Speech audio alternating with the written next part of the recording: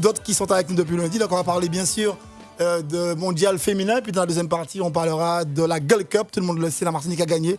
Alors certains comment déjà critiquer, mais en tout cas moi je suis content puisqu'on a quand même gagné 3-0. Ça aurait pu faire 4-5-0, mais en tout cas nous sommes très contents. On va en débattre bien sûr avec toute l'équipe. Et puis de l'autre côté, c'est Jean-Claude qui est allé ce soir à l'émission. Grand bonsoir à Jean-Claude avec nous. Et puis alors que nous avons le plaisir d'accueillir Milita Pala qui part doucement. Il faut qu'elle reste là, notre chef des sports. On va commencer par dire bonsoir à la belle équipe, très très belle équipe avec déjà Christian Boutrin. Bonsoir monsieur Christian. Bonsoir Guy Albert, bonsoir à tous et bonsoir bien sûr à nos invités. Charles, le jeudi, on dit souvent le monégasque, il a souffert. Il a joué la match jusqu'au bout. Bonsoir Charles. Bonsoir à tous. Et oui, je suis toujours là, le monégasque. Et pour parler quand même du football féminin et de la Gold Cup, je suis là toujours. Ah, mais ça fait plaisir. Il y a un autre de l'équipe de Prono Foot qui est là. Ulrich, bonsoir Ulrich. Oui, bonsoir à tous. Ulrich, c'est le Marseillais, pour ceux qui savent pas. Le jeudi soir, c'est le Marseillais. Il faut le Sauf pour Laurette. Il faut le rappeler. Bonsoir à toutes et à tous. On salue Laurette qui est pas avec nous. Et puis Dominique Jean est là aussi. Bonsoir Dominique. Bonsoir Guy Albert, bonsoir aux auditrices et auditeurs d'RCI Martinique. Et puis je suis content de recevoir aussi Mehdi Jobert. Mehdi, bonsoir. Bonsoir à tous et à toutes. Ah ouais, Mehdi, on a fait 2 campagnes ensemble. Une campagne avec le Golden Star en Coupe de France et j'étais encore là avec les Glons avec Mehdi Jobert. Donc à chaque fois que je suis là, ça marche. Et puis Alexis, Celui qui ne connaît rien au football, vous dit bonsoir. L'ancien gardien de but en bois, Alexis. Alexis, bonsoir. Bonsoir à tous, bonsoir messieurs. Et puis on a de l'autre côté avec nous Jacques Matko qui va tout à l'heure parler de football féminin. Il aime beaucoup les matchs féminins.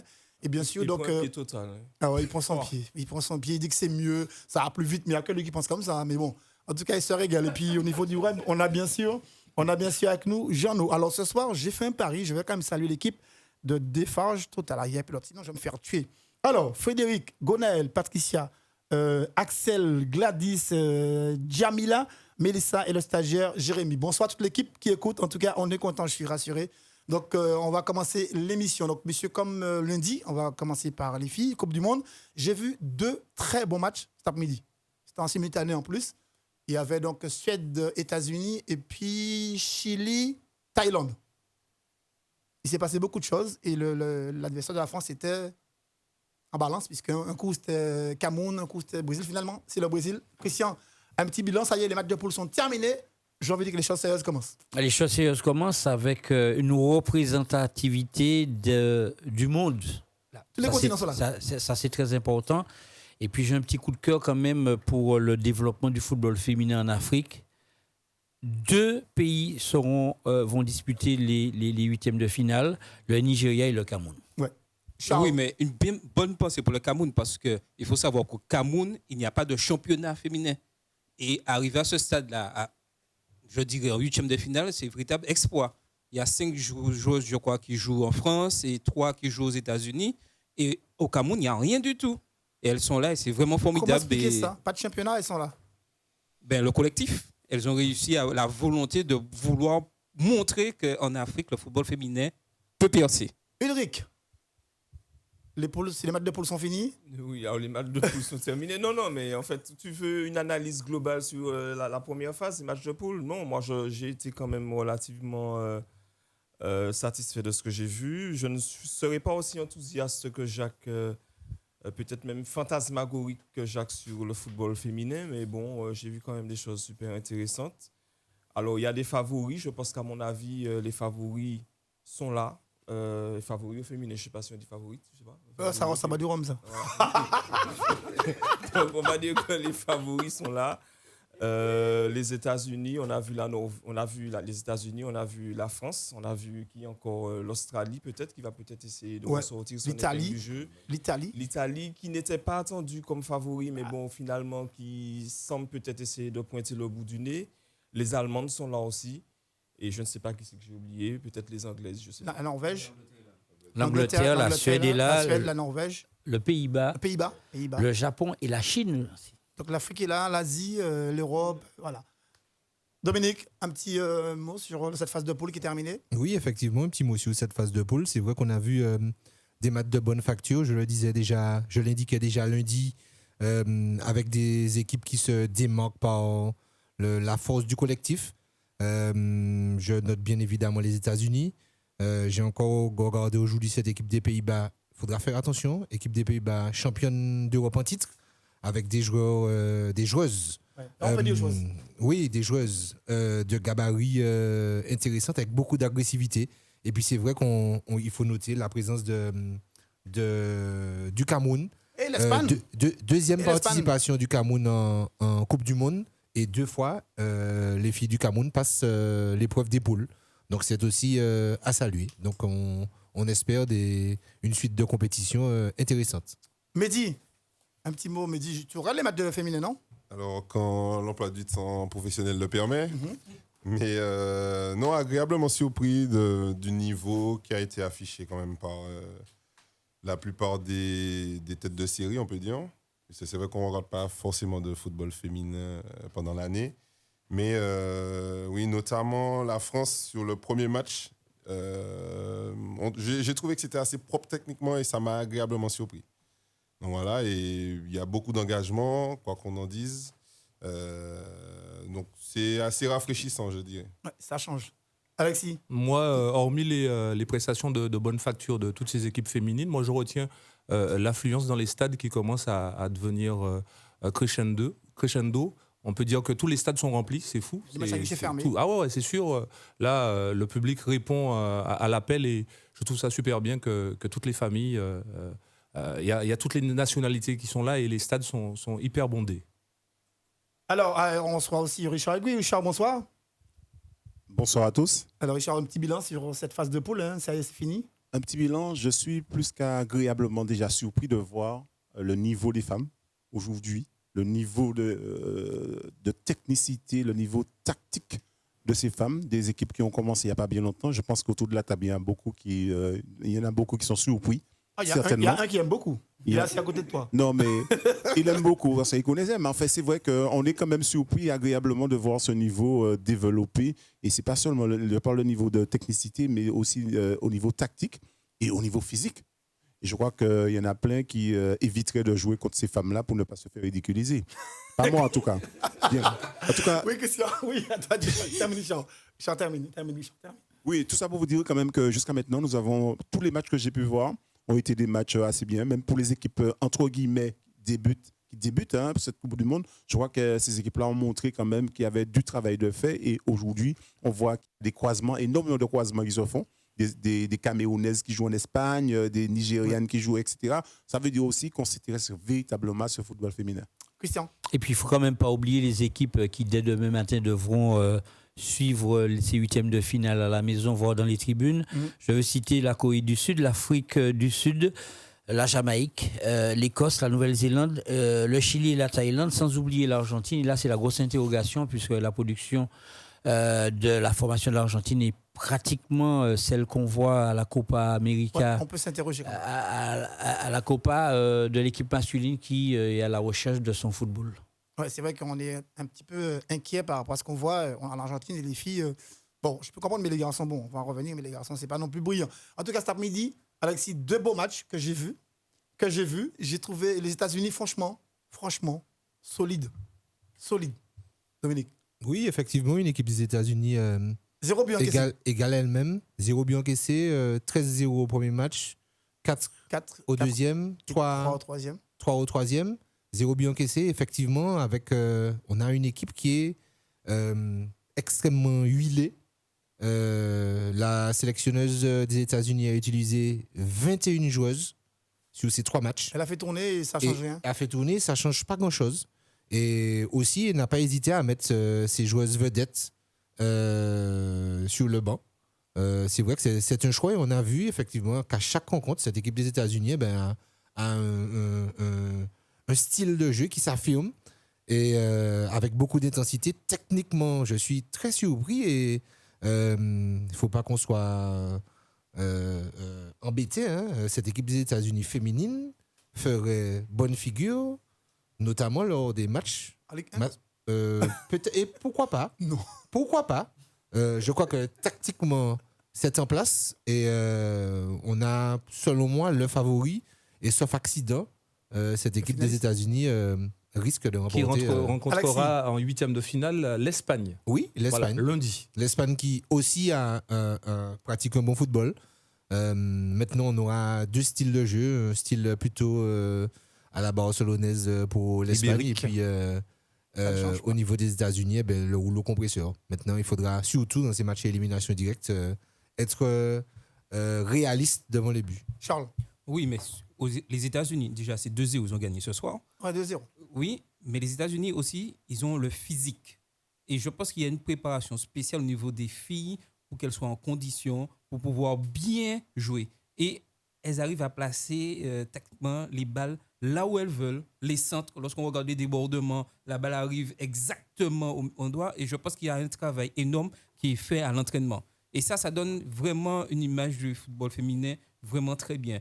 Et je voudrais juste ajouter qu'en général, les passes sont bien précises. Et tu disais tout à l'heure qu'en Ligue 1, pour faire concurrence, le problème qu'il y a, c'est que chez les hommes, on a tendance à casser le jeu. Et là, on ne voit pas encore ça. Et ma crainte, c'est que dans le futur, elles risquent de prendre ce logiciel, de casser le jeu. Et là, je pense qu'on va perdre un peu ce beau jeu-là. Il est 19h43, on fait la pause.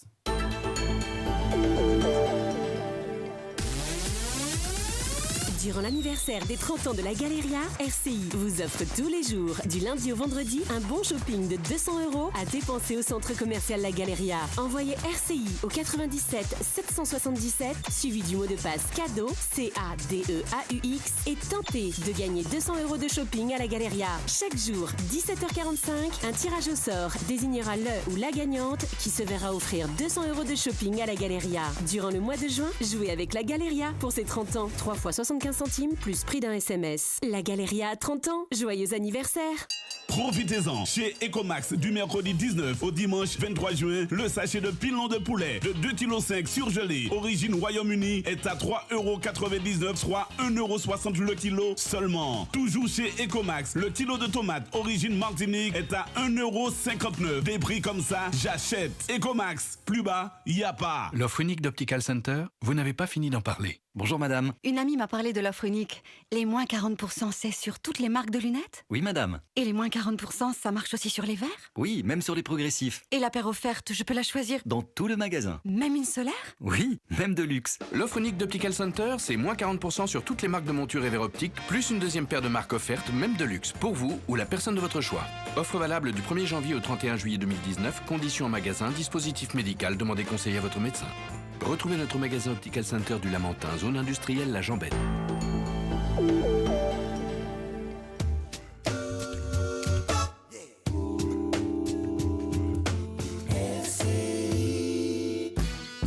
19h45, on revient. Messieurs, j'ai envie qu'on parle justement de... C'est vrai que Eric a le problème de la comparaison. Franchement, alors Dominique pense que les filles peuvent tenir la tâche haute aux garçons. À mon avis, au niveau de l'impact, s'il y a contact et impact physique, pas possible.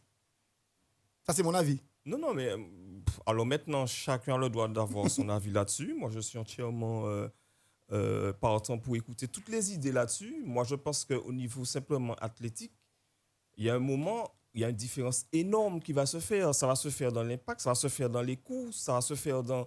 Alors, je te rappelle, une fois dans une émission, j'étais en train de me dire que les gardiennes avaient une taille qui était vraiment trop petite.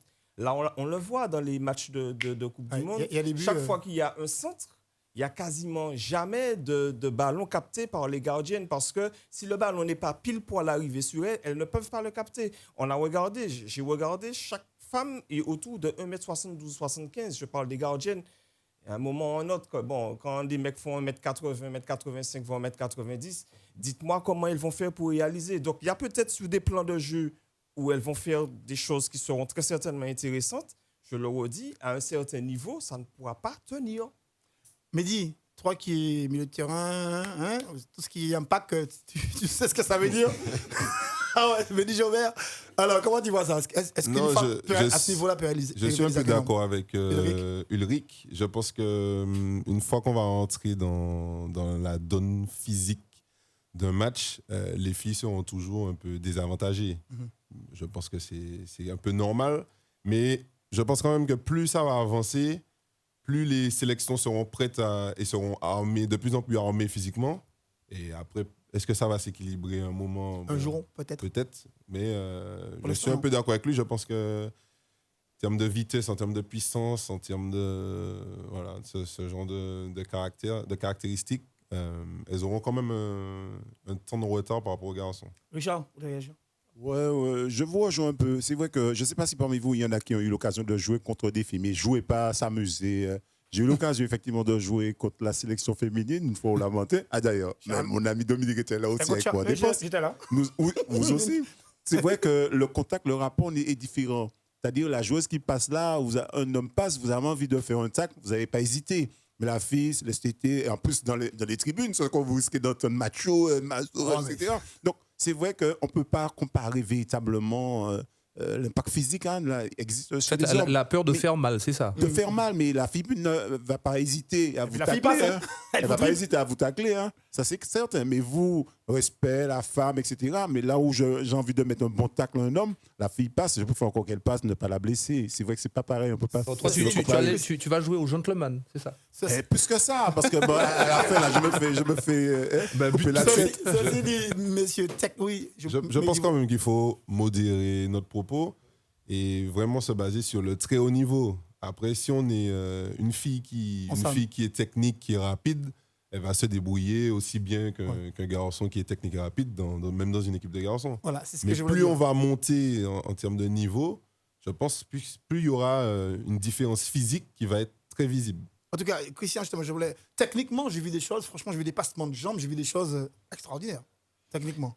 J'ai vu ça. Je suis vraiment à l'opposé de tout ce qui a été dit. Alors, on écoute Christian. Je m'explique par une question. Est-ce qu'on ferait cette opposition au hand ou au basket? C'est plus féroce. Voilà. On est trop féroce.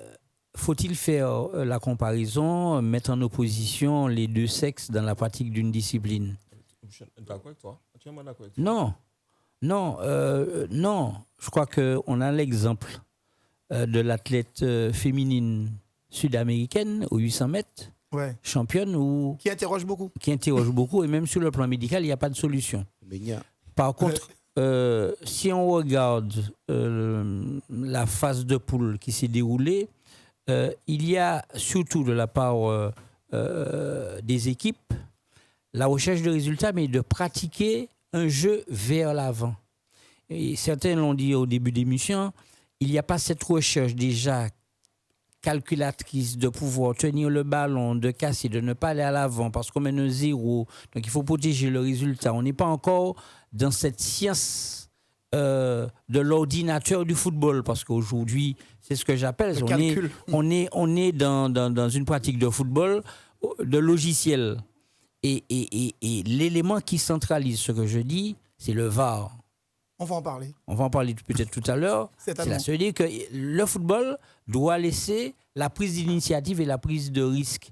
Et c'est ce que j'admire chez les féminines aujourd'hui dans ce mondial, c'est qu'on a, du moins au niveau des matchs de poule, un football qui est pratiqué vers l'avant, qui est créatif, un football où on marque des buts, où les équipes, comme par exemple, on a vu l'Espagne, mais ça on est habitué avec le football, cherchent la réalisation de buts. Et c'est pour ça qu'on va au match.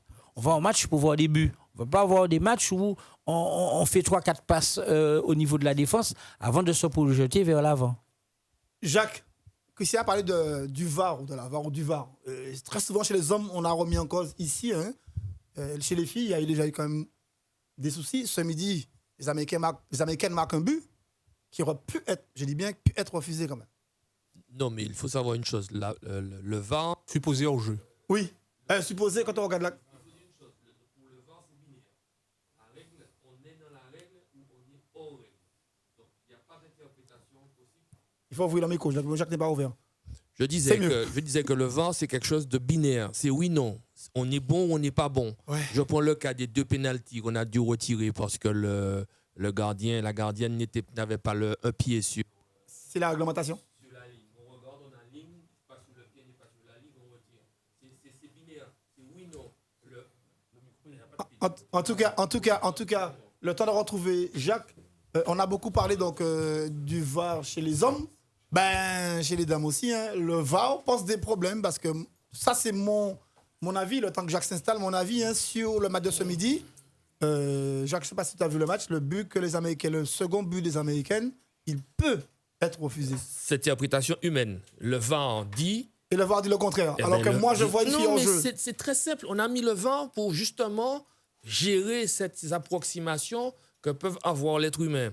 Le VAR dit, ton pied est sur la ligne, le but est bon, ton pied n'est pas sur la ligne, enfin le penalty est bon, ton pied n'est pas sur la ligne, le penalty n'est pas bon. Il n'y a pas de 5 mm, 3 cm, il n'y a pas. Quand il y a un enjeu, on aligne la ligne de ce qu'ils appellent la ligne de transition est mise artificiellement sur la photo. S'il y a un bout d'ongle qui est devant, ben, il y a enjeu. C'est simple, il n'y a pas d'interprétation. Je ne sais pas qui a vu l'action, le but ce midi. Qui peut, Dominique des États-Unis, les Américaines, 2-0. Effectivement, sur le second but des États-Unis, la capitaine influence. Elle ne touche pas la balle, mais en tout cas, elle se trouve placée entre les deux défenseuses de l'équipe de Suède. Elle influence le geste défensif de la joueuse de la Suède qui met la balle au qui arrive au second poteau et but. Alors, tellement la situation était quelque peu ambiguë qu'ils ont dû faire appel au VAR et l'arbitre a été obligé d'aller vérifier elle-même. Alors, ça peut poser un souci. Alors, on peut dire oui ou non, mais en tout cas, elle n'aurait pas été présente, en tout cas, la capitaine des États-Unis. À ce moment, peut-être que le dégagement n'aurait pas été dans ce sens. Voilà, donc Charles voulait réagir. N'oublions pas non plus que, vent ou pas, l'arbitre de champ prend la dernière décision. Oui, mais il y a des moments où il ne peut pas faire autrement. Parce que quand tu vois que la goal a les deux pieds à 10 cm de la ligne, elle ne peut pas dire le but est bon. Oui, c'est vrai. Non, mais sur le penalty, je peux comprendre. Mais là, l'action du match de ce midi, la joueuse américaine fait vraiment action de jeu. Elle qui influence le geste. Elle emporte les deux défenseuses et l'autre américaine se retrouve toute seule. Mais je pense aussi que c'est une compétition particulière et que les arbitres aussi, femmes, qu'on les regarde, essaient de montrer leur autorité. Lorsque vous regardez les femmes arbitres, elles essaient de montrer. Et là, je pense que la décision n'était pas facile, mais elle a pris le risque. Elle a dit, j'accorde le but pour le plaisir du jeu. C'est ce que je pense. On fait la pause. Je ne sais pas s'il y a des arbitres hommes ou des arbitres femmes. Il y a un règlement du corps arbitral qui est appliqué par l'arbitre point.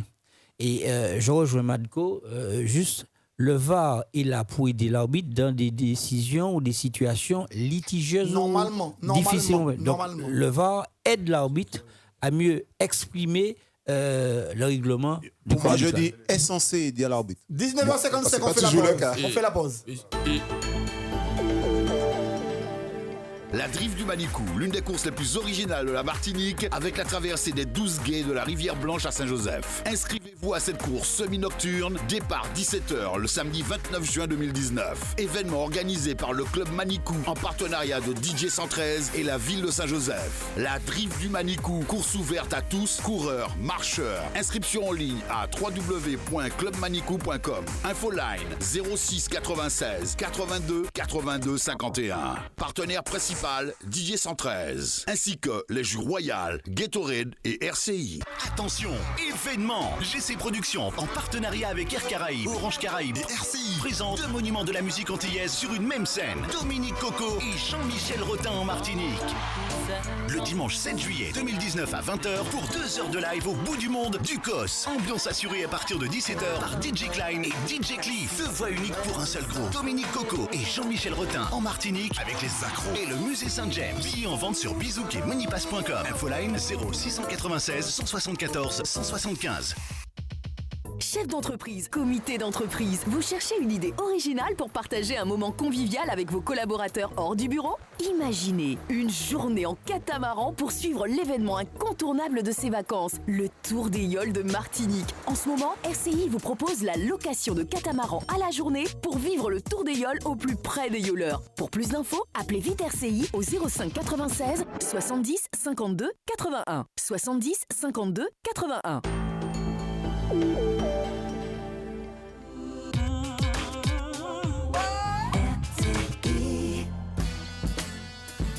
19h57, on va sur le plateau. On va aller au téléphone avec Guillaume Jules pour commencer, puis après on a Axel Goldag. On va commencer avec Guillaume Jules s'il peut, donc si on peut l'avoir au téléphone. Merci. Jean-Claude, alors, messieurs, ça y est, donc les chances ont commencé. J'ai vu un beau tableau là des huitièmes. Et finalement, il y aura France-Brésil, Christian. Oui, il y aura France-Brésil. Alors, pour les auditeurs qui nous écoutent et qui n'ont pas assisté au match de cet après-midi ou qui n'ont pas le programme des matchs, je crois qu'avant que nous continuions le débat, il est important de rappeler la programmation de ces huitièmes de finale. Donc, samedi, Allemagne-Nigeria à Grenoble, excusez-moi. 11h30. Norvège, 11h30, heure de Martinique. Norvège-Australie à 15h à Nice, heure de Martinique. Dimanche, deux matchs phares, on va dire. Angleterre-Cameroun, 17h30 à Valenciennes, 11h30 heure de Martinique. Et puis France-Brésil, la vive en direct sur RCI à 15h au Havre. Lundi, Espagne-États-Unis, ça aussi, c'est un match, huitième de finale. Dans les pronostics, eh bien, iront bon train.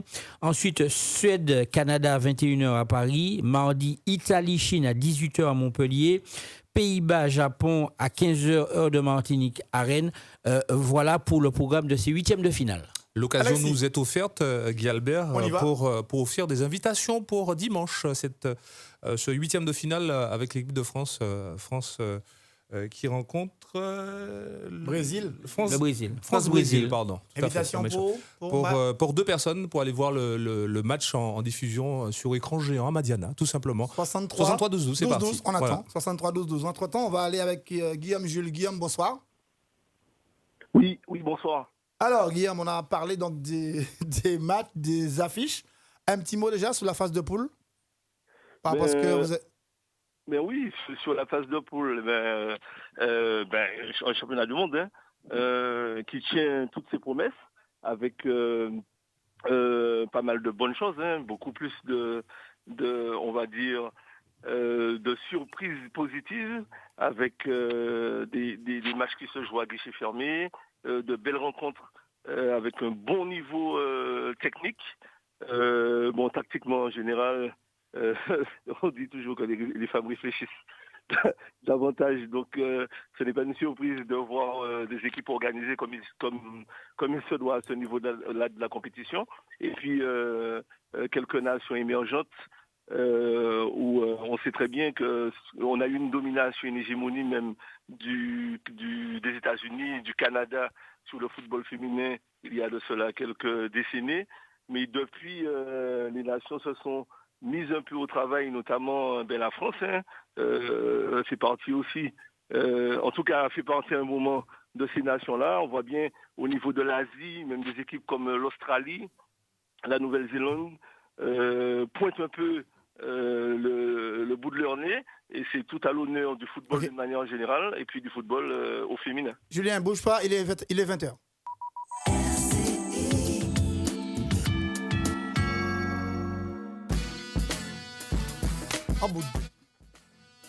Voilà, donc on retourne sur le plateau. Alors, il y a des messieurs qui sont indisciplinés sur le plateau. Mehdi est tranquille, je rassure tout le monde, Mehdi est tranquille. Mes d'autres sont indisciplinés.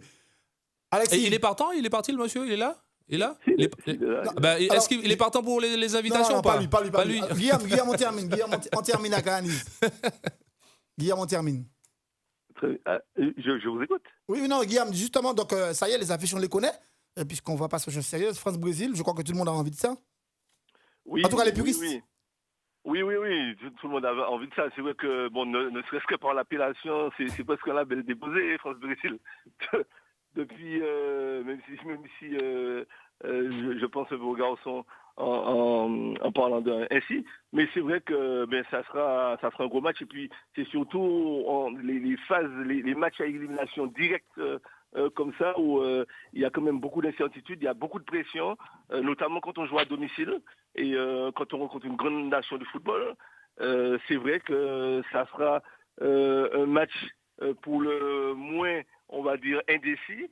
Et voilà, c'est aussi pour ce genre d'affiche qu'on est là, parce que c'est ce qui fait aussi le bonheur, on va dire, des téléspectateurs, des spectateurs et puis des principaux acteurs, actrices en l'occurrence. Ok, merci Guillaume, on se retrouve tout à l'heure puisqu'on va parler bien sûr de Gold Cup.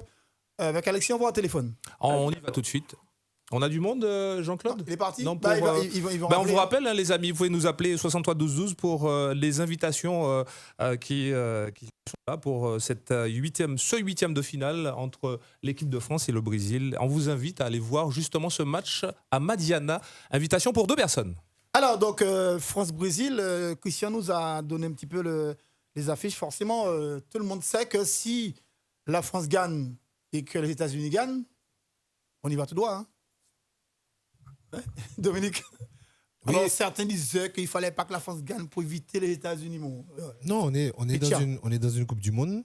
C'est vrai qu'avec le jeu des troisième places, la France se retrouve, en tout cas pour cette rencontre à élimination directe contre le Brésil. C'est vrai qu'on a la France sera face à une nation offensivement bien organisée, avec des joueuses qu'on connaît, notamment Marta, qui devient la joueuse la meilleure buteuse de toute compétition. Mais c'est vrai qu'on aura une opposition de style lors de ce match entre la France et le Brésil. On va au téléphone, Alexis. Allez, on y va. Salut, bonsoir. Et qui c'est qui nous parle? On a quelqu'un en ligne? Bonsoir. Allô, allô, allô. Allô, bonsoir. Ah, il n'est pas là, donc on a du mal à voir les auditeurs pour gagner les tickets. Oui, Charles voulait réagir? Oui, sur le match France-Brésil, la France a un statut. Elle joue la Coupe du Monde chez elle et elle souhaite gagner cette Coupe du Monde. Et il faut qu'elle rencontre des équipes vraiment pour arriver jusqu'au bout. Mais une chose, le Brésil, quand on regarde bien le Brésil, c'est une équipe un peu vieillissante. Marta, à un certain âge, les joueurs, on voit, et qu'ils n'ont pas, je dirais, le même rythme qu'ils avaient il y a 4 ans de ça. Donc, je pense que c'est une bonne équipe pour que la France puisse rencontrer, pour bien se préparer, si elle passe, pour rencontrer les États-Unis au prochain tour. D'accord, Charles. Alexis. Allez, on y va en ligne. On a quelqu'un. Bonsoir. Bonsoir. Ça va? C'est qui?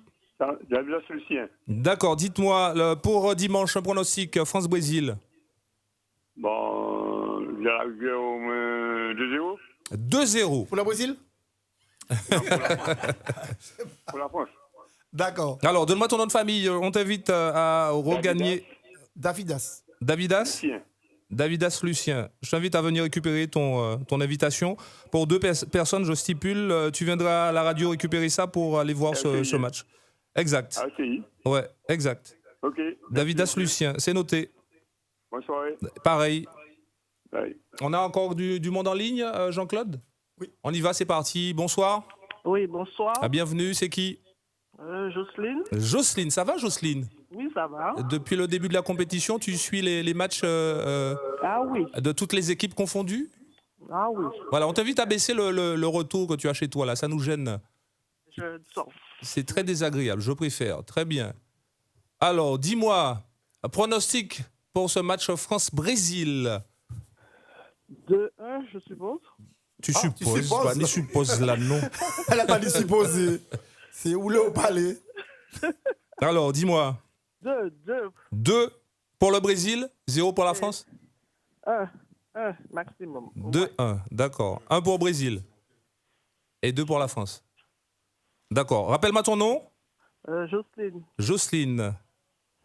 D'accord. Le nom de famille? Letty. Pardon? Letty.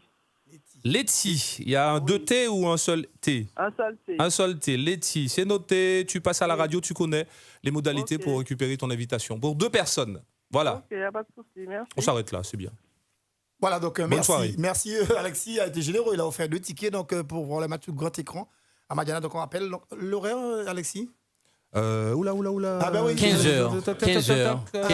15h. Heure de match. Coup d'envoi, tout simplement. 15 c'est 15h. D'accord, 15h. Non, mais c'est pas marqué sur le ticket, je suis désolé. Mais heure de match. Charles, oui. 15h.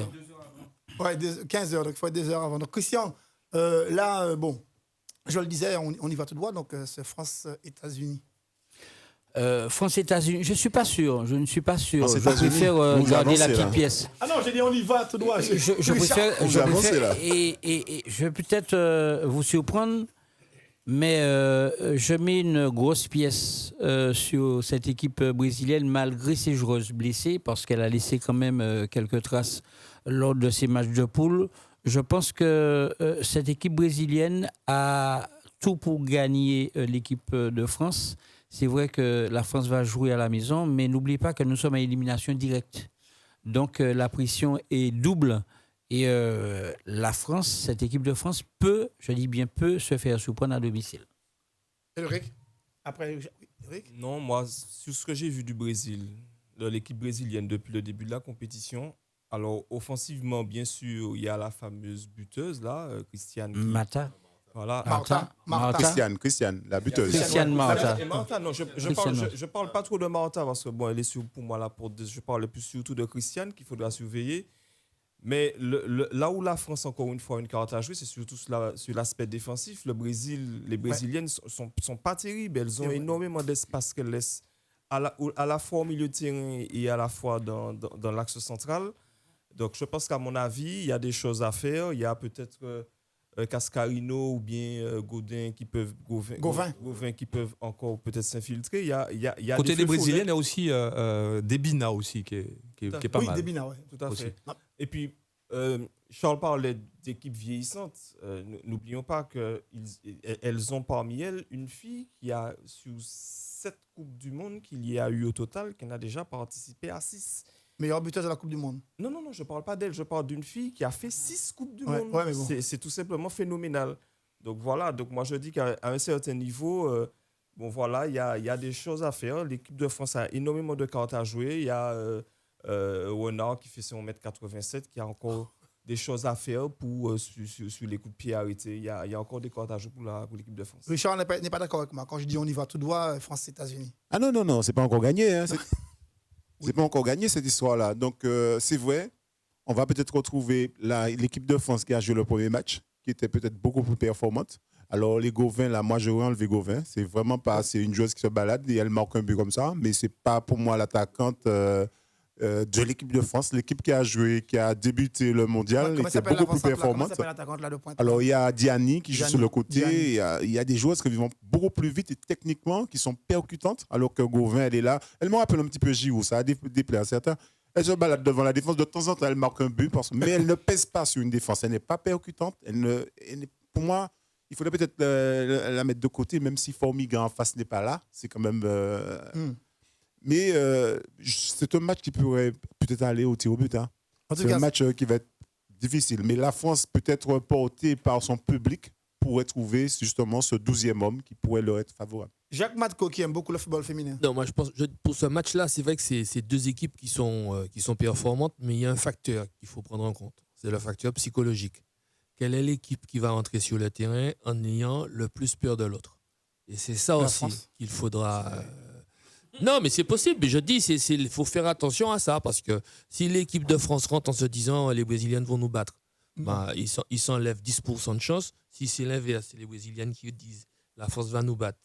Donc, comment sera la préparation psychologique et comment sera l'état psychologique des joueurs au top départ. Et puis, qui va marquer le premier? Ça aussi, c'est important. Ulrich, il nous reste 5 minutes, monsieur, avant d'ouvrir la grande page Gold Cup. Juste 10 secondes. Tu as demandé si on allait vers un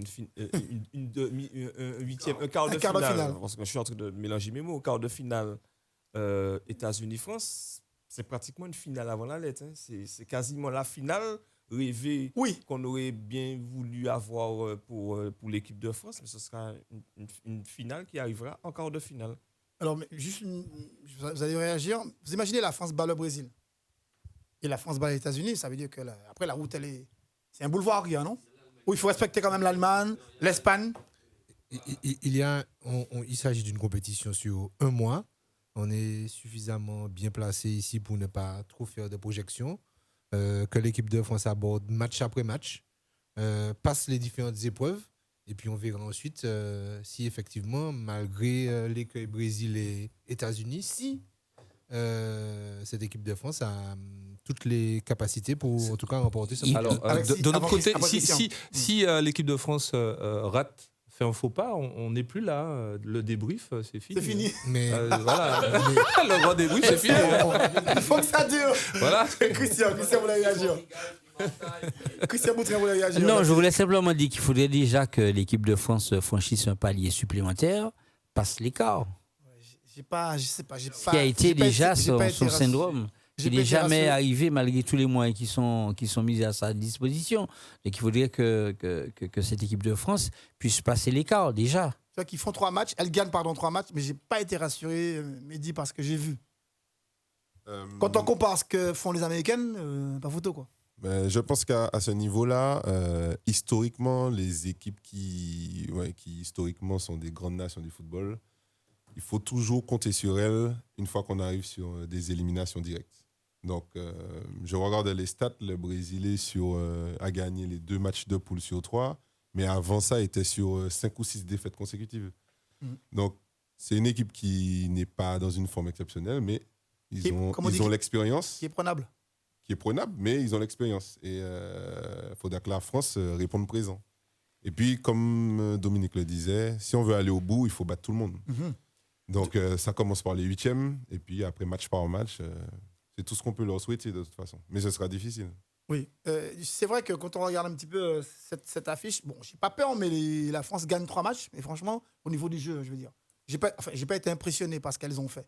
Moi, il n'y a rien qui m'inquiétait plus que ça. C'est vrai que, bon, il fallait dire des choses que certainement après le 3e match de l'équipe de France, parce que, bon, voilà, le match n'était pas fantastique.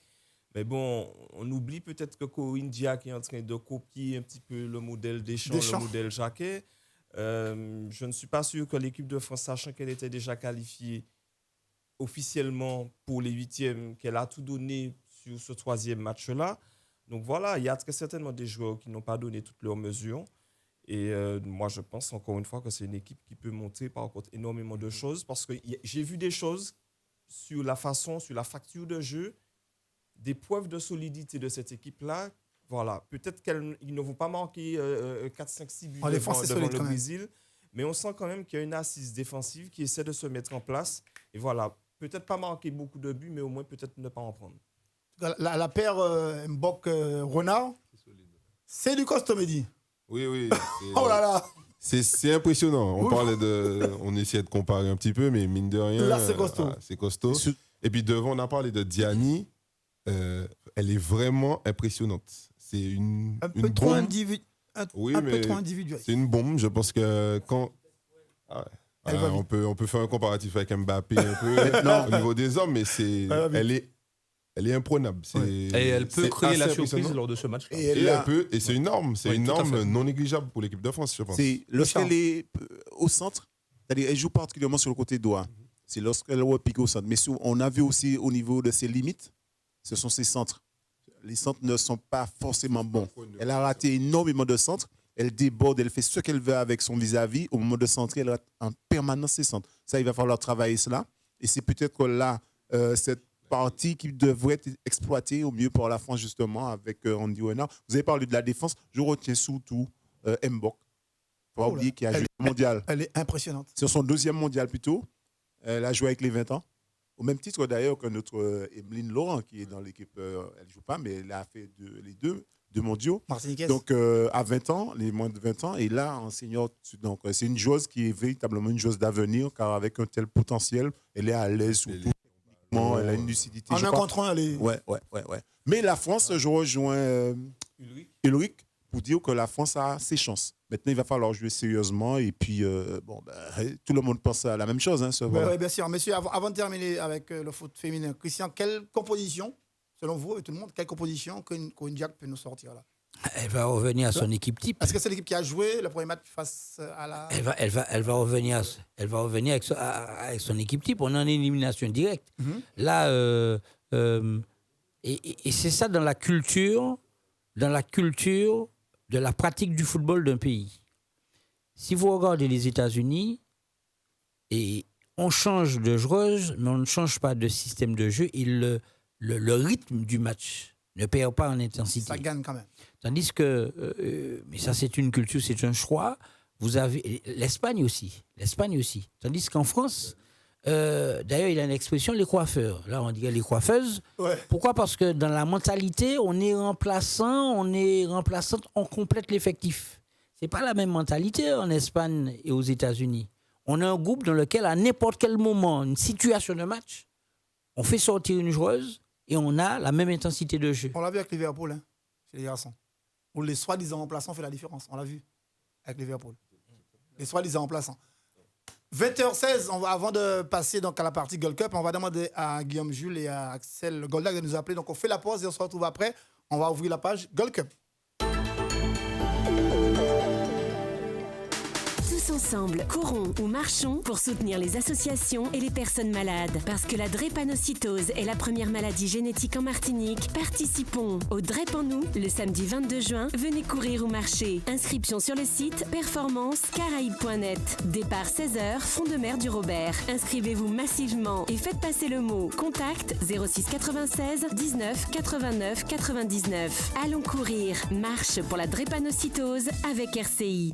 Profitez-en. Chez Ecomax, du mercredi 19 au dimanche 23 juin, le sachet de pilon de poulet de 2,5 kg surgelé, origine Royaume-Uni, est à 3,99 €, soit 1,60 € le kilo seulement. Toujours chez Ecomax, le kilo de tomates origine Martinique est à 1,59 €. Des prix comme ça, j'achète. Ecomax, plus bas, y a pas. À la demande du public, les Loups Noirs de la Martinique reviennent vous enchanter lors d'une journée détente dimanche 7 juillet de 12h à 19h à l'espace La Reprise à Rivière-Salée. Avec en invité Ricardo, le président du compas. Tarif 35 € plus un plat chaud. Infoline 06 96 77 39 38 06 96 43 14 42. Billets en vente à Casamédia, place d'Armes-Lamontin. Boucherie Tédos François. Station Total Rivière-Salée. Station Vito Sainte-Marie. Et sur Bizouk, Monipass, Funplace et allball.com. Les Loups Noirs de la Martinique avec RCI, dimanche 7 juillet, espace La Reprise à Rivière-Salée.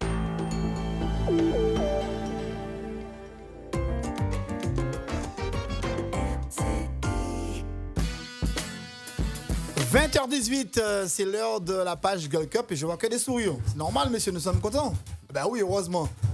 Avant de parler de notre équipe, hein, c'est vrai qu'il est important de faire un petit peu le compte-rendu et ce qui s'est passé, parce qu'il n'y a pas que la Martinique, il s'est passé des choses, Christian. Alors, il se passe des choses, parce qu'au moment où nous parlons, le pays des Antilles, des grandes Antilles, Haïti, est en train de tenir sa qualification puisque Haïti mène face au Nicaragua sur le score de 2-0. On rappelle que nous sommes dans le groupe B et qu'Haïti avait battu les Bermudes lors de leur premier match. Les Haïtiens avaient battu les joueurs de Bermudes lors de leur premier match dimanche sur le score de 2-1. Le Costa Rica avait battu le Nicaragua sur le score de 4-0. Et au moment où nous parlons, nous jouons la 54e minute et que l'équipe, je rappelle, d'Haïti mène face au Nicaragua sur le score de 2-0.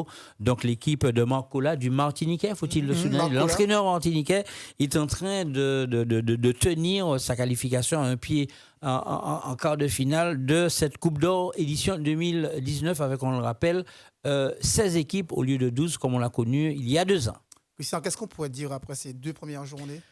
Premièrement, eh bien, l'efficacité. Là aussi, football total. 37 buts de marqués avec des scores fleuves par moment. En ouverture, on a signalé le score de 7-0 de cette équipe mexicaine face à Cuba. On pourrait aussi citer le 4-0 des USA face au Guyana qui disputait la compétition.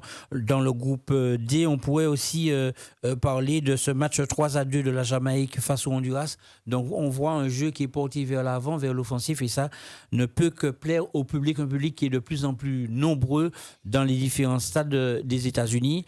Ça, c'est une première information. Une deuxième information, c'est la forte volonté de la CONCACAF et du président Victor Montagliani de décentraliser, de donner une ouverture. Comme il a dit, le football est un football mondial, donc il doit se jouer dans toutes les zones du monde. Et c'est en ce sens que le Costa Rica a pu accueillir pour la première fois un match. Et cette équipe de la Jamaïque, c'est 2 équipes qui se sont imposées à domicile. En tout cas, avant de parler de notre match, une belle victoire 3-0, ça aurait pu faire beaucoup plus. On va au téléphone puisqu'on a avec nous celui qui s'occupe un peu de la communication du Batignolles, Axel Goldag. Axel, bonsoir. Oui, bonsoir. Axel, j'imagine que ça y est, tu es heureux là? Oui, heureux, oui, tout à fait. Bon, même si, quel que soit ce qui se passe sportivement, on maintient nous la dynamique, puisque bon, le but étant un peu de créer un engouement autour de l'équipe. Maintenant, si nous le rendons sur le terrain, c'est tant mieux. En tout cas, Axel, cette victoire, à mon avis, a fait du bien au clan martiniquais, quoi. Oui, bien sûr. Je pense que tout le monde a vu un petit peu la nouvelle dynamique que la Ligue essaie de mettre en place autour de l'équipe. Les joueurs eux-mêmes aussi, je pense, ont créé une sorte de noyau et d'esprit, justement, Matinino, puisque maintenant, le nom maintenant ne fait plus, je pense, polémique. Maintenant, tout le monde y adhère. Donc c'est vrai que c'est quelque chose qui est intéressant. Les joueurs ont vraiment pris la mission justement de représenter le pays à bras le corps. Ils ont vraiment compris qu'ils partent en tant que représentants du pays. Hein. Et puis au niveau local, je pense que le supporter commence petit à petit vraiment à faire de cette équipe des Martininos son équipe. Donc c'est vrai que c'était l'objectif. Axel, dernière question. C'est quoi le programme après il y a Christian Boutin. C'est quoi le programme là, des Martininos jusqu'à dimanche? Alors le programme des Martininos, c'est vrai que ils ne sont pas sur place. On les suit un petit peu à distance, même si on a justement un comité manager sur place qui relaie sur tous les réseaux sociaux, que ce soit Facebook et Instagram, les Martininos. Donc vous voyez un petit peu les vidéos de l'équipe. Donc c'est vrai que là, aujourd'hui, ils partent direction Charlotte, puisque comme vous le savez, les 3 matchs étaient dans 3 sites différents.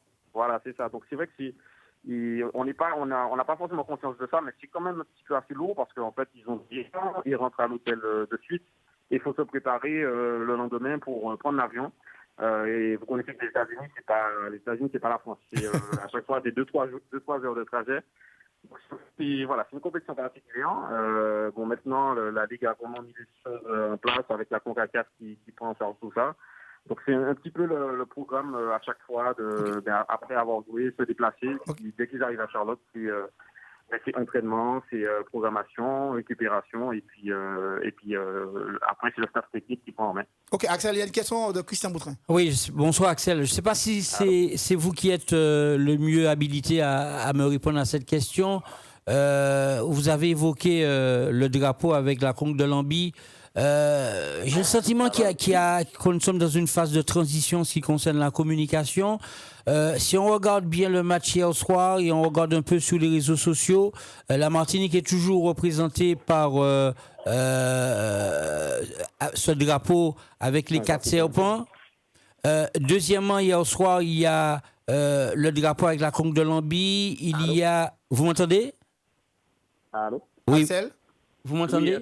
Oui, il y avait une coupure. Excuse-moi, Christian. Si tu peux je reprends ma question. Je disais, je ne sais pas si c'est vous qui êtes le mieux habilité à me répondre en ce qui concerne l'image et la personnalisation qu'on veut donner à cet emblème martiniquais. Alors, il y a le drapeau. Avec la coque de Lambie, les couleurs bleues. Et puis j'ai observé hier soir 2 choses, et ce matin encore quand vous regardez un peu sur les réseaux sociaux, il y a toujours ce drapeau avec les 4 serpents. Hier soir, lors de la présentation des équipes, moi j'ai été frappé par 2 choses. La première, c'est qu'il y ait le drapeau, d'accord, qui définit l'identité des sportifs. Il y a la Marseillaise. Et puis, il y a un élément qui est passé subtilement, c'est lors de l'échange des fanions. Je ne sais pas si vous avez observé, un fanion couleur rouge avec de la dentelle jaune. J'ai le sentiment que c'était le fanion de la Fédération française de football et non le fanion de la conque de Lambie. Alors, je ne sais pas si j'ai tout entendu. C'est vrai qu'il y a eu pas mal de petites coupures. Alors, c'est vrai que sur ce point-là, je ne suis pas forcément habilité à répondre à ça. Bon, moi, de ce que je sais, c'est que la Ligue a accompagné la démarche de la CTM, pour la reconnaissance de nos symboles. Donc, pour le drapeau, c'est quelque chose qui a été acté. Donc, c'est vrai que c'est pour ça qu'il y a la possibilité de le présenter lors de la compétition. L'hymne, forcément, c'est quelque chose encore de plus long. Maintenant, comme c'est quelque chose qui est vraiment très récent chez nous, c'est vrai que toutes les autorisations et toutes les démarches n'ont pas forcément été complètement faites à travers, par rapport à tous les médias, par rapport à l'organisation. Donc c'est vrai que parfois on peut avoir ce petit méli-mélo entre l'ancien drapeau, le nouveau, les symboles. Donc c'est vrai que malheureusement, on va dire que le calendrier de chacun entre la CTM et puis la CONCACAF, ils ont essayé au maximum d'accompagner la démarche de la CTM. Oui. Mais c'est vrai que c'est quelque chose qui va prendre du temps. Je pense que pour la CONCACAF National League, tout ça sera réglé. Mais c'est vrai que là, au moins, on a eu l'autorisation du drapeau. Je pense que c'est déjà quelque chose d'intéressant et de symbolique. Et puis, progressivement, quand toutes les autorisations seront données, accordées, je pense qu'il y aura plus ce type de cafouillage. D'accord. Merci beaucoup, Axel Goldblack, qui s'occupe un petit peu de la communication au niveau des matinaux. On demande à Guillaume Jules de rester avec nous et il intervient quand il veut. Messieurs, donc hier soir, alors, moi, hier soir, en regardant le match, je me suis dit, finalement, quand j'entends Mexique qui gagne 7-0, hier soir, ça aurait pu faire ça. Ça aurait pu faire 1-0 aussi pour Cubain. Mais quand on ajoute le pénalty raté de Kevin Parsemin, les 4 ou 5 occasions net ratées, la Martinique aurait pu gagner 7-0 aussi. Oui, la Martinique aurait pu gagner 7-0, mais je crois qu'hier, en tout cas, nos Martiniquais ont effectué l'essentiel en l'emportant 3-0. C'est vrai que, de mon point de vue, on n'a pas vu un grand match de la Martinique, mais au moins, on a pu trouver la faille à 3 reprises. C'est vrai qu'au niveau comptable, ça fait du bien avec ces 3 points. On revient à un goal average un peu plus, je dirais, acceptable de -1. Maintenant, il reste encore un match à jouer. Il est important de signaler que dans cette compétition, il y a 16 équipes. Il n'y aura pas de meilleur troisième. Ça, c'est important. Donc, les 2 premiers de chaque groupe vont être qualifiés. Donc, Guillaume. Oui. On est content, Cocorico, 3-0. Oui, on est content, on est satisfait. Hein. On avait parlé d'accidents à l'occasion de l'émission. Christian avait parlé d'accidents la dernière fois. Avec des blessés graves. Avec des blessés graves. Heureusement, on avait pris la précaution de dire qu'il n'y avait pas eu de mort. Et vous voyez, hein, on a de quoi être content du résultat. Et puis, parce qu'après une défaite aussi cinglante, eh ben, il faut réagir. Et ça, la sélection martiniquaise a été en capacité de réagir. Et dès l'entame du match, avec notamment des changements qui ont été opérés pour peut-être dans un premier cas pallier à la blessure de l'arrière latéral droit Vitulin, remplacé par Romario Barthéléry, qui est un joueur de caractère et qui d'emblée a joué a fait ce qu'il sait faire, hein, c'est-à-dire manifester de la arme, de la volonté, du caractère. De la arme, de la volonté. Et c'est vrai que j'ai trouvé que c'est un peu le joueur qui a un peu sonné l'alerte, d'autant qu'il a commencé le match sur une faute technique qui aurait pu... Il est passé tout près du jaune. Nous coûter très cher. Il a raté une relance ou un ballon qui est arrivé dans son dos.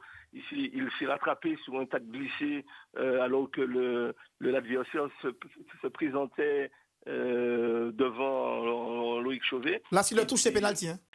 Oui, c'était, je crois qu'on jouait peut-être la première minute, hein, en tout cas pas plus de 2 minutes, et c'est vrai qu'il a été en capacité tout de suite de se remettre en selle et d'attaquer, de proposer offensivement des solutions. Et c'est vrai qu'on a trouvé, en tout cas moi j'ai trouvé une équipe de Martinique qui a montré tout de suite du caractère et de la volonté de bien faire. Et je l'avais dit un peu avant, il ne s'agissait pas forcément d'aller gagner, mais pour gagner, il fallait retrouver un petit peu son âme, chercher justement à s'engager, à s'investir, à faire des courses, à faire des efforts pour retrouver une certaine stabilité au niveau notamment du milieu de terrain, ce qui nous avait fait défaut au premier match. Alors, c'est très simple. Hein. Sur les statistiques du premier match, les joueurs martiniquais qui avaient le plus réussi des passes, c'était nos 2 arrières centraux, c'est-à-dire Babin et Delaine.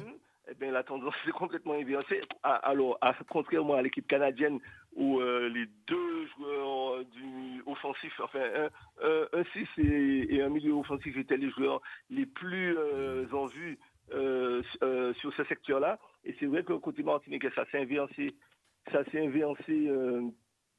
sur ce match, puisque Stéphane Abol, qui évolue en numéro 10, a été le joueur qui a le plus réussi de passe, qui a le plus touché au ballon, qui a le plus frappé au but. Et forcément, au niveau du résultat, ça montre ça se voit en fait, hein, ça se voit sur les résultats, parce que sur les statistiques, les Martiniquais, ils ont été mieux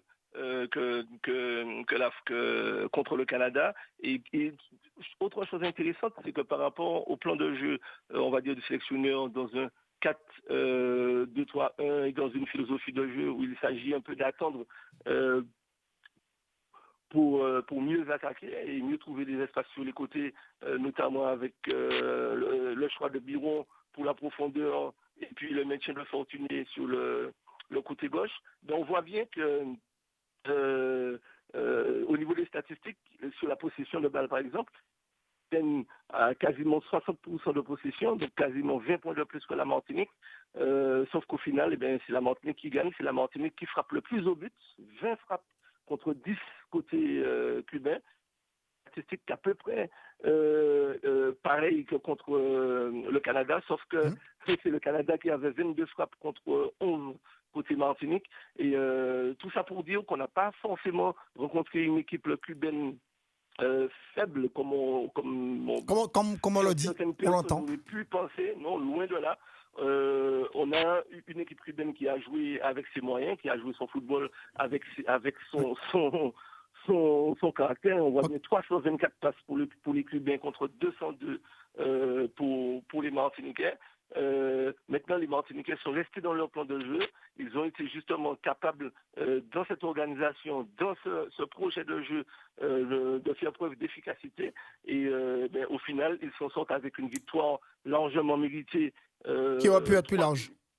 Qui aurait pu être plus large, mais qui aurait pu ne pas être une victoire non plus. Merci, Chauvet. Parce que il faut rapidement, Guillaume, rapidement. Pour terminer, il faut le dire que Chauvet était en mode international sur ce match-là et on ne peut pas performer. On ne peut pas performer si on n'a pas un gardien de but, en tout cas, capable de telles performances. Et Chauvet, sur ce match-là, ça a été le cas. Merci Guillaume, on sait que vous avez des impératifs. Merci pour l'analyse. Donc, merci, bonsoir à Guillaume Jules, bonsoir aussi à Axel Goldag. Messieurs, j'ai envie d'entendre tout le monde, 3-0. Moi, je crois que tout le monde l'a vu, Chauvet a été énorme. Il sort un ballon qui, à mon avis, est impossible à prendre. Mais ça aurait pu faire 4-5-6-0.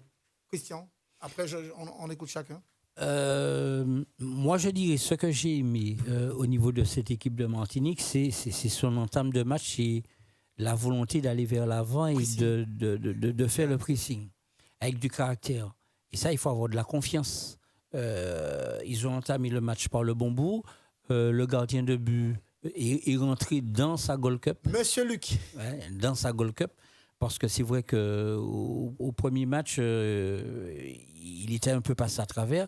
Et puis, je reviens, je suis toujours crispé quand je vois un gardien de but qui, à l'européenne, relance dans l'axe de la défense. Ça se fait, mais bon. Alors, peut-être qu'il y a des techniciens, mais j'ai appris que quand on relance le ballon, quand on part de sa défense, on part sur les côtés.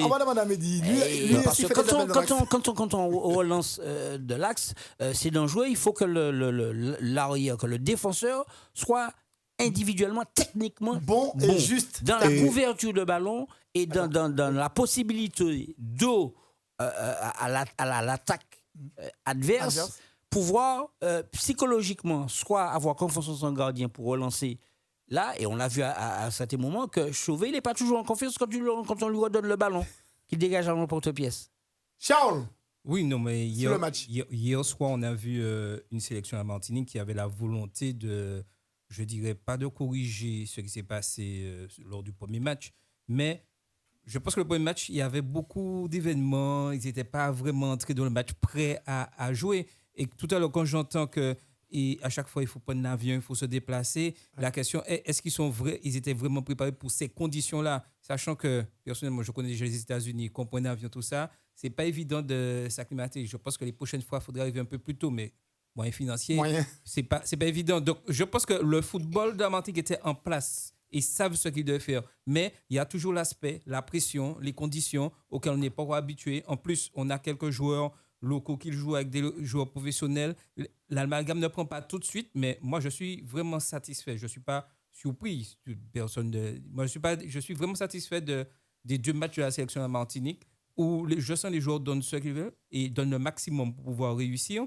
Mais aussi, peut-être c'est la note où je vais peut-être me faire tirer les oreilles par tout le monde, mais je pense qu'on a un certain niveau et il ne faut pas voir plus haut.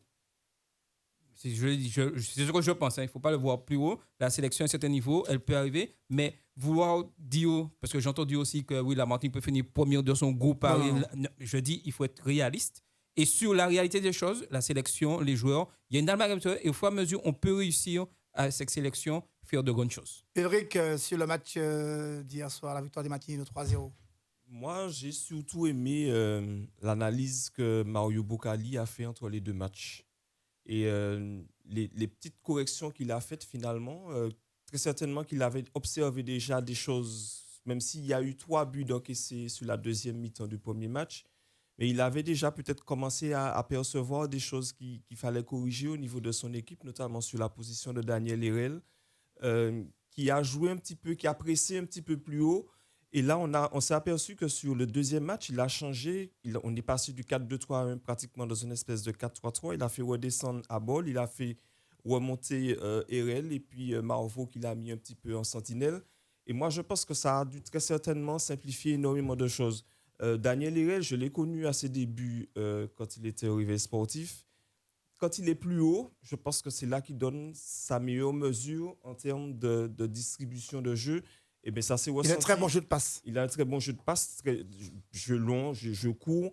Et là, ça s'est très, très vite ressenti parce que, on a l'impression que la fluidité du jeu s'est ressentie. Ça a libéré Marvo aussi dans la plénitude de son jeu. Et peut-être que l'équipe a gagné dans ce match-là parce qu'elle était mieux tout simplement au milieu de terrain. Dominique Jean, entraîneur de quelle équipe? Club franciscain, ça? Non, pas du tout. Ancien entraîneur du club La boutade était pas mal. Non, en tout cas, on a vu une sélection de Martinique organisée, disciplinée, avec beaucoup d'envie, beaucoup de détermination au début de match. Et puis, on a su surtout marquer au bon moment. Sur l'un de nos temps forts, juste avant la mi-temps. C'est vrai que ça arrive sur le coup de pied arrêté, mais il y avait déjà quelques opportunités. C'est vrai, effectivement, dans le replacement de certains joueurs, on a vu un Romario Barthéléry très agressif. Limite du carton. Oui, limite du carton, mais... Le haut niveau, c'est ça. Mais en tout cas, il a été disponible. Également, Biron, notamment dans le travail défensif. Il ne faut pas l'oublier. Contrairement à Yann Timon. Bon, pas contrairement à Yann Timon. C'est vrai que c'est 2 styles différents. Mais on a vu une sélection de Martinique avec beaucoup de détermination. Et puis on a vu aussi une équipe de Cuba qui, physiquement, a plongé à la 60-70e minute. On a vu que, même au niveau de leur jeu de passe, une équipe totalement... oui, ils ont été à 10. Bon, maintenant, c'est de bon augure pour notre sélection. Comme disait Ulrich, Mario a pu remettre, comme il le disait, les têtes un petit peu en place, soigner les bobos et repartir sur une dynamique positive. Mehdi Joubert, Mehdi, ancien joueur de l'Aiglon ou toujours joueur de l'Aiglon? Toujours joueur de l'Aiglon. Il fait son mercato, là, Guillaume. Moi, je pose des questions comme ça. Mehdi.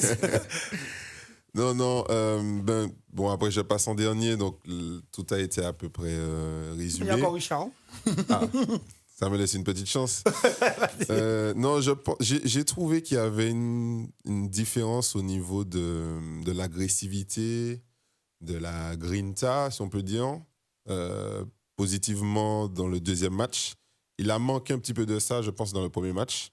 Alors, les jambes? Est-ce que c'est l'adversaire? Est-ce que c'est la pression? Parce que, mine de rien, je ne me rappelle pas que... Enfin, je trouve qu'il y a énormément d'attentes sur cette sélection-là. Peut-être trop?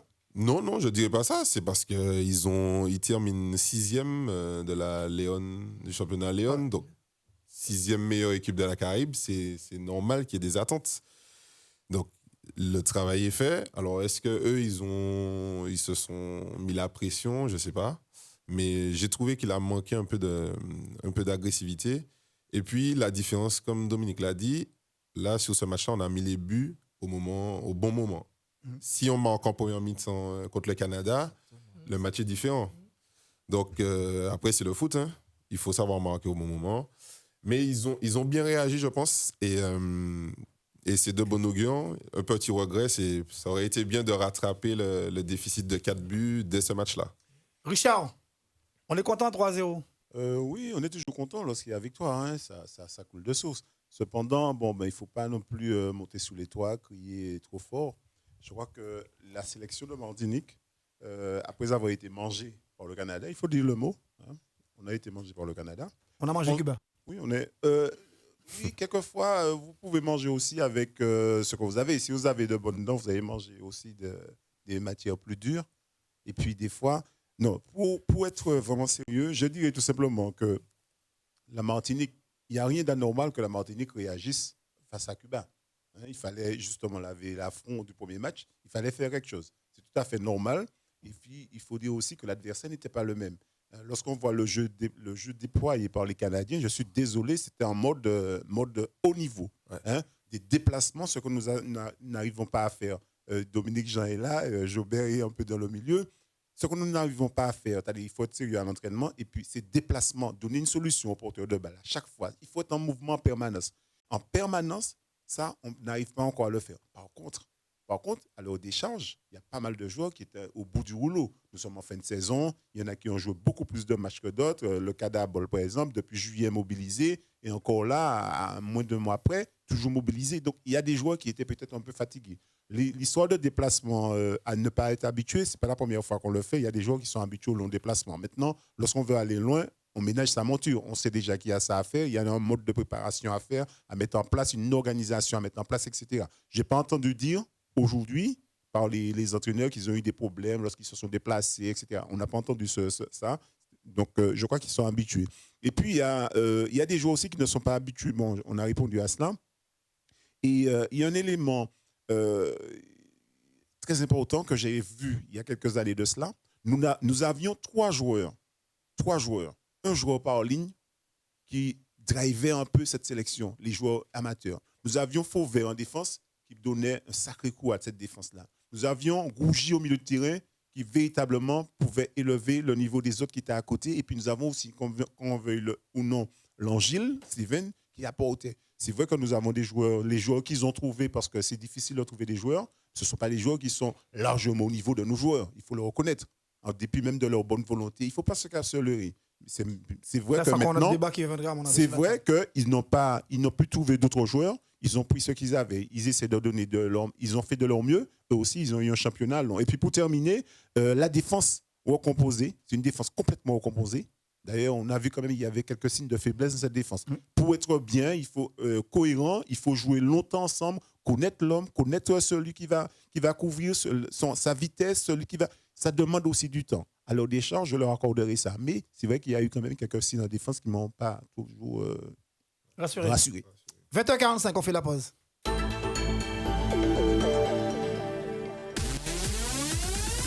Du 1er au 30 juin, RCI fête les 30 ans du centre commercial La Galeria. Plus de 7 000 € de bons d'achat et 4 billets aller-retour Paris à gagner. Durant le mois de juin, c'est la fête sur RCI avec les 30 ans de La Galeria. RCI vous donne rendez-vous en direct le samedi 1er juin et les vendredis du mois de juin de 9h à midi. Joyeux anniversaire, La Galeria.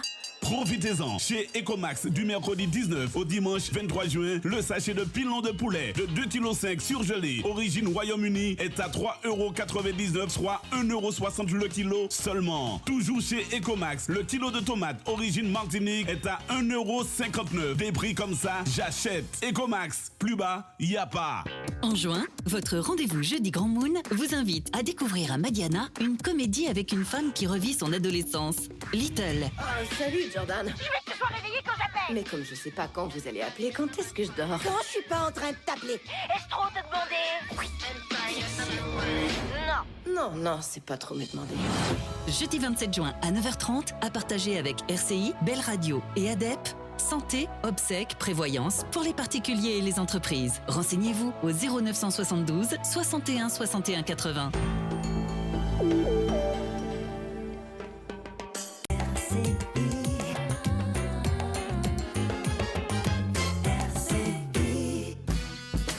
20h46, on revient, monsieur. Puis il nous reste quelques minutes encore à passer ensemble. C'est vrai qu'on est dans la page Gold Cup, Christian. Si vous permettez, pour la colonie haïtienne qui nous écoute, Haïti, à moins de 10 minutes de la fin, mène toujours 2-0. On rappelle que le premier but haïtien a été inscrit par Saba. Et puis le deuxième but, c'est un but du joueur du Nicaragua, Rosas, qui a marqué contre son camp.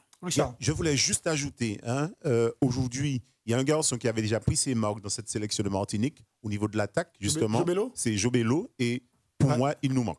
Voilà. Ouais, il nous manque. C'était inévitable que son absence aurait été préjudiciable. En tout cas, nous a-t-on dit blessé, mais bon, c'est pas l'info que j'ai. Mais malheureusement, il n'est pas là. Et bon. Vous voulez dire parce qu'il a signé à Coventry, peut-être qu'il y a eu des choses. Richard, j'ai pas dit ça. Mais attendez, mais Richard, j'ai pas dit ça, Richard. Dites quelque chose. J'ai pas dit ça. En tout cas, Dominique, oui, Dominique a la bonne information. Non, pas du tout. J'ai été également surpris par le forfait de Jobello, mais bon, ça fait partie. Il est blessé, donc on a dû composer sans lui. Alors, Voilà. messieurs, et notamment Christian, la question est toute simple. Quelles sont nos chances là? Quelles sont nos chances pour continuer? Bien, alors, quelles sont nos chances d'abord? Quelles sont les quatre figures? Quelles sont nos chances? D'abord, avec un goal average de -1, ça veut dire qu'il faut montrer de l'efficacité. Il ne faut pas rater les occasions que nous produisons. Donc, il faut être réaliste. Et puis, cas de figure, il faut que la Martinique gagne le Mexique. Alors, pour ceux qui ne le savent pas, on va jouer dans le chaudron mexicain avec près de 50 000 spectateurs acquis à la cause mexicaine. Près de 50 000 spectateurs acquis à la cause mexicaine. Et puis, en préambule, il faut que le Cuba... nos compatriotes cubains, nos amis cubains, nos frères cubains, d'accord, va jouer justement les bonnes relations que nous avons avec eux à travers les différentes conventions. Maintenant, il y a le Lamentin qui signe avec Cuba. Et c'est l'occasion pour... on a le Malais il faut que Mehdi intervienne là. On a besoin de Mehdi. Non, on va demander à Pierre Samo de frapper à la porte de Casco pour lui dire, voilà, c'est l'occasion de montrer la solidarité entre Cuba et Martinique pour gagner les Canadiens. C'est Canadiens, voilà, c'est Canadiens pour nous permettre au moins de faire ce qu'il faut face au Mexique. Dominique. S'il faut un petit peu au niveau comptable, aujourd'hui au classement général, l'équipe du Mexique a 6 points avec un goal average positif de +9. Messieurs. Le Canada, 3 points, comme la sélection de Martinique. Canada, goal average de +2 et les Martininos de -1. Donc, on rappelle que lors de cette Gold Cup, il n'y a pas de meilleur au troisième. Donc c'est important. Uniquement les deux premiers de chaque poule. Il y a 4 poules, les 2 premiers de chaque poule qui se retrouvent en quart de finale. Donc, le match Cuba-Canada, qui va se jouer avant le match Mexique-Martinique, va être déterminant. Donc, la solution est en tout cas simple. Il faut que Cuba gagne le Canada ou un nul et que la Martinique l'emporte face au Mexique. Alors, imaginez-vous que les Martiniquais qui regardent le match se rendent compte que le Canada bat Cuba. C'est cuit. C'est cuit. Donc, il faudra tout de même aller jouer le match contre, vous imaginez contre le Mexique. Et surtout que le match est fait sur le même stade et 2 heures avant. Donc, mais dis, quand on est joueur, là, comment ça se passe? Là, c'est coup de masse. Oui, bien sûr. Mais après, un petit peu à l'image des professionnels, faut y aller. Faut aller et puis il faut mouiller le maillot, quelle que soit l'issue. C'est comme ça, c'est le sport. Mais par contre, il y a une petite chose sur laquelle je voulais revenir. Si on regarde les compositions du match Mexique-Canada, le Canada a fait tourner 4 ou 5 joueurs. Le capitaine du match contre la Martinique, 2 attaquants, celui qui joue à Cardiff, Oillet, le double buteur était sur le banc, Oillet était sur le banc, le capitaine était sur le banc. Il y en a un autre, je ne me rappelle plus. On peut se demander pourquoi, alors que c'est le match pratiquement la finale du groupe, pourquoi ils font tourner. Est-ce qu'ils n'ont pas sacrifié ce match-là pour garder leur chance je te confirme, contre Cuba? Non, je te confirme que Canada, sa stratégie, pour avoir lu quelques articles, la stratégie du Canada, c'était battre la Martinique et battre Cuba.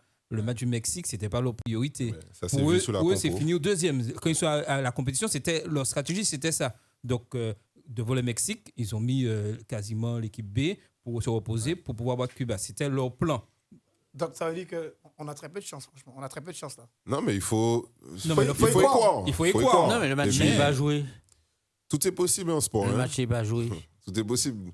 Mais il faudra y aller à fond. Cédric. Tout à fait.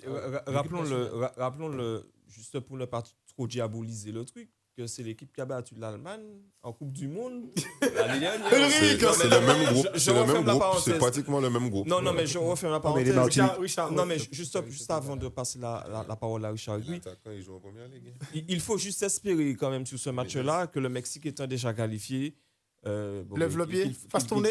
qu'il fasse le tourner, qu'il lève le pied, et puis bon voilà, ça nivelle un petit peu le niveau du Mexique par le bas. Il y a ça qu'à espérer à mon avis. Oui, Richard. Connaissant les hommes de Pancho Villa, de Zapata, en tout cas, je crois que ce ne sont pas des joueurs qui viennent mettre une deuxième équipe ou une troisième équipe. Ce sont des gens qui sont en mode professionnel, rigueur, et ils viennent pour gagner. Peu importe. De toute façon, le joueur qui viendra, qui n'a pas joué peut-être le premier ou le deuxième match, il va tout donner. On va le mettre là au troisième match. Il viendra pour s'imposer. On ne sait jamais, une petite chance, comme on dit chez nous, on va faire échapper. Il peut avoir sa chance Comme pour le déjà prochain. souvent. Donc, il faut prendre tous les matchs au sérieux. Maintenant, il y a des calculs. Malheureusement, nous sommes pratiquement au coup de la vague. Nous sommes aussi dépendants du résultat de l'autre On n'a match. pas d'autre destin, mais. Maintenant, là, c'est kiff-kiff. Hein. Celui qui sortira le meilleur atout va passer, quoi. Mais on a de très faibles chances de passer ce premier tour. Jacques Matko, avec le micro. Ensuite, il faudra prendre en compte certainement un peu la fatigue, parce que l'équipe du Mexique, c'est une équipe quand même qui a l'habitude de jouer des matchs à haute intensité. Quand on regarde les matchs du Mexique, les matchs de championnat national du Mexique, c'est pas des matchs... c'est pas de match de Ligue 2. Le niveau technique n'est peut-être pas fort, mais l'intensité dans les matchs, les typiques courts. Donc, est-ce qu'on saura tenir 3 matchs à 4 jours sur 4 jours?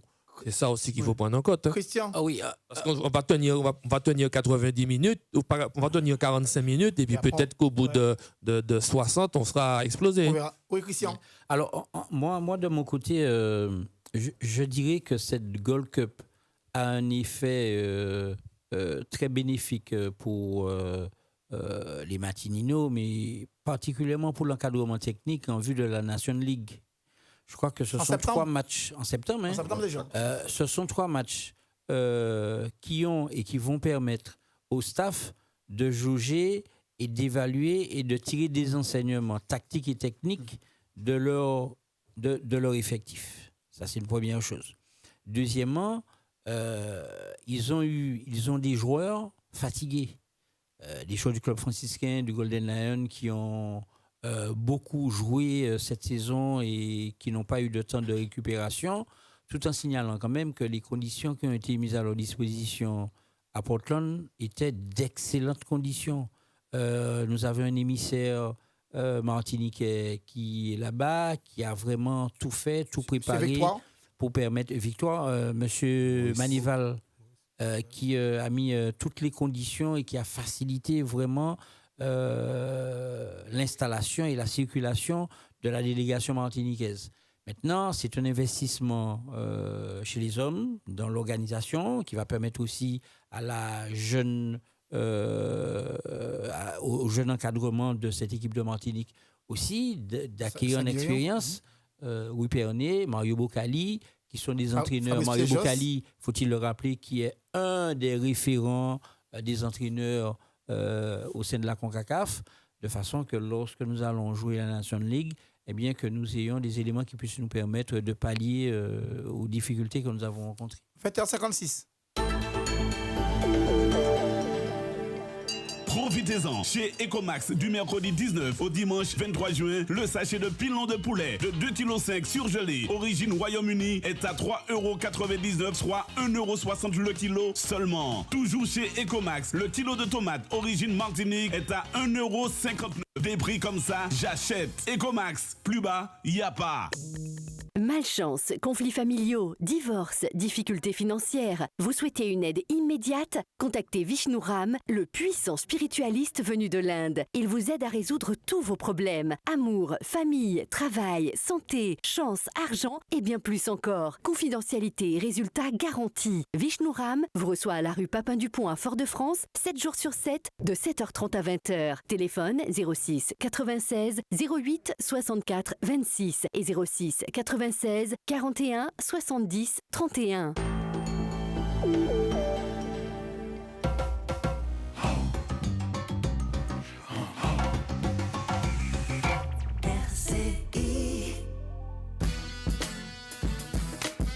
20h57, c'est pratiquement la ligne droite. Mais, Christian, les anciens, là, on a un mauvais souvenir du Mexique. Hein. Mexique-Martinique, 10-0. Voilà, mais je ne sais pas, pas si on prendra 10-0 parce que je crois que le football a évolué. Ouais. Et puis, on a acquis de l'expérience au niveau de l'encadrement et de la préparation des matchs. On ne prépare pas un match aujourd'hui en 2019 comme ça se faisait il y a 15 ans. Je crois qu'il y avait Hugo Sanchez dans l'équipe mexicaine, le grand attaquant de Real Madrid. Rapidement, 2 secondes, Charles. Oui, ce que je disais, que l'objectif de la sélection de Martinique, c'est de préparer le futur, les échéances. Là, on est arrivé et déjà à la Gold Cup, je dirais c'est déjà un petit exploit. Et il faut qu'on se serve de cet événement-là pour faire évoluer notre football. Mais ça va évoluer aussi par, je dirais, l'aspect des joueurs étrangers, quand je dis étrangers, c'est professionnels, pour pouvoir aider notre équipe de sélection d'avancer. Mais des fois, on demande un objectif qu'on entend au départ, oui, il faut que la sélection soit déjà en quart de finale, alors que c'est pas possible. Édric, mot de la fin. Concernant la sélection, on gagne? Alors, je pense qu'à mon avis, on peut imaginer un scénario où on va peut-être perdre, mais il faut que l'autre équipe prenne 3 ou 4 buts de plus que nous. Alors, je ne sais pas si c'est quelque chose qui est possible. Ça peut peut-être nous permettre de passer aussi. Rapidement, Christian? Oui, je voulais vous dire que Haïti s'est qualifié puisque le match est terminé à l'instant et qu'Haïti a battu le Nicaragua 2-0. Donc, premier Haïti, deuxième Costa Rica qui va jouer dans quelques minutes contre les Bermudes. Bonne nouvelle. Dominique? Non, c'est en tout cas espérer que nos joueurs donnent le maximum sur cette dernière rencontre, quel que soit le résultat du match Canada-Cuba. Et puis surtout continuer à donner une belle image de ce football martiniquais. Mehdi Jobert, joueur de l'Aiglon du Lamentin. Je dis bien joueur de l'Aiglon du Lamentin. On a vu pendant toute la saison en Ligue des Champions des choses invraisemblables. Pourquoi pas? Et c'est ça qui fait la beauté de ce sport. Donc on ne peut qu'espérer que tout se mette en place pour que la Martinique réalise l'exploit. Et puis, si jamais ce n'est pas le cas, comme a dit Dominique, qui mouille le maillot et puis qui continue à montrer de belles choses sur le terrain. Richard, mot de la fin. Les plus grands sont tombés. Le Brésil a été humilié à domicile lors d'un certain mondial. Aujourd'hui, il n'y a pas le mort au dôme. Il faut que les gars continuent de travailler et puis fassent de leur mieux, représentent au mieux la Martinique, peu importe l'adversaire. Jacques, on gagne contre le Mexique. Alors, Jacques Mat, quand on avait parié, bon, je dis pas ce qu'il a parié. J'avais parié la défaite. 3 buts à 1. 3-1 pour Cuba. J'avais parié. Oui. Il a perdu. Hein? J'ai perdu, oui. Ça m'a coûté une bouteille de champagne. Voilà, Jacques 10 secondes face au Mexique, on a des chances? J'aimerais bien croire, mais quand on connaît l'équipe du Mexique, je ne sais pas combien de Coupe du Monde l'équipe du Mexique. Plusieurs. Elle n'a pas joué, mais ça dure.